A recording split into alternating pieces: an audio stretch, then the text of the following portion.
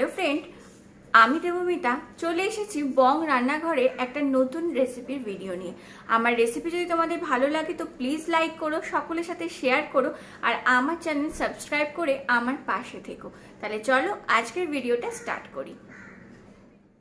আজকে নিয়ে হাজির হয়ে গেছি আমার নববর্ষ স্পেশাল ফোর্থ রেসিপি গোলবাড়ির কষা মাংস। আজকে আমি গোলবাড়ির কষা চিকেনের রেসিপি শেয়ার করছি। আমার চ্যানেলে কিন্তু গোলবাড়ির কষা মটনের রেসিপিও আছে, তোমরা চাইলে কিন্তু সেটা দেখে নিতে পারো। আর আমি এর সাথে পরিবেশন করব লাচ্ছা অনিয়ন, যার রেসিপিও আমার চ্যানেলে অলরেডি দেওয়া আছে, তোমরা কিন্তু দেখে নিতে পারো। তাহলে চলো আমার আজকের রেসিপিটা স্টার্ট করি। একটা মিক্সিং জারে পেঁয়াজ, কাঁচা লঙ্কা আর একটু রসুন দিয়ে দিচ্ছি। আমি সব কিছুকে প্রথমে ভালো করে ব্লেন্ড করে নেব। এবার মাংসের পিসগুলোকে ভালো করে ধুয়ে পরিষ্কার করে নিয়েছি। এবার এর মধ্যে দিয়ে দিচ্ছি টক দই, দিয়ে দিচ্ছি আদা বাটা। এবার যে পেস্টটা তৈরি করেছিলাম সেই পেস্টটা দিয়ে দিলাম। এবার দিয়ে দিচ্ছি সর্ষের তেল। এবার সব কিছুকে প্রথমে খুব ভালো করে একবার মিক্স করে নেব। আর নববর্ষ স্পেশাল আরও অনেক রেসিপি কিন্তু আমি আমার চ্যানেলে অ্যাড করেছি, তোমরা কিন্তু চাইলে দেখে নিতে পারো। এবার এটা 1 ঘন্টার জন্য ম্যারিনেট হতে দেবো।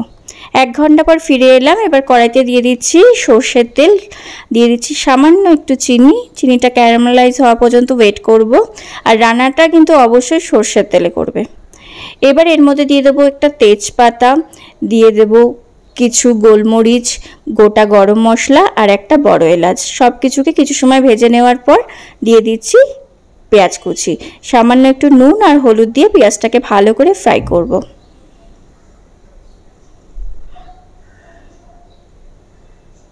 পেঁয়াজটাকে কিন্তু লাল লাল করে একটু ফ্রাই করে নেব। এবার এর মধ্যে একটু আদা বাটা দিয়ে দিলাম। আদা বাটা দিয়েও আরও কিছু সময় একটু কষিয়ে নেব, যতক্ষণ না আদার র ফ্লেভারটা চলে যাচ্ছে। এবার এর মধ্যে ম্যারিনেট করে রাখা চিকেনটা প্রথমে দিয়ে দেব। এবার দিচ্ছি একটু হলুদ গুঁড়ো, লঙ্কার গুঁড়ো, কাশ্মীরি লঙ্কার গুঁড়ো দিয়ে খুব ভালো করে 4 থেকে 5 মিনিট আমি সব কিছুকে কষিয়ে নেব। যত ভালোভাবে কিন্তু মাংসটা কষাবে, মাংসের টেস্ট কিন্তু তত ভালো আসবে।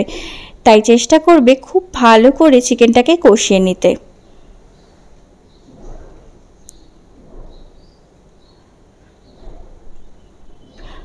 খুব ভালো করে কিন্তু আমি কষিয়ে নিচ্ছি। এবার আমি এর মধ্যে দিয়ে দিচ্ছি স্বাদ অনুসারে নুন আর দিচ্ছি একটু চায়ের লিকার, যার জন্যই কিন্তু মাংসের একটা কালচে কালার আসবে।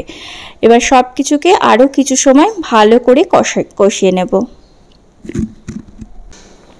আর চায়ের লিকার দিলে কিন্তু এর মধ্যে আলাদা করে কোনো ফ্লেভার অ্যাড হবে না, তোমরা কিন্তু নির্দ্বিধায় চায়ের লিকার দিতেই পারো। এবার ঢাকা দিয়ে কিছু সময় রান্নাটা হতে দেব। ঢাকা দিয়ে কিছু সময় রান্নাটা করে নেওয়ার পর এর মধ্যে আমি জায়ফল আর জয়িত্রী গুঁড়ো দিয়ে দিচ্ছি।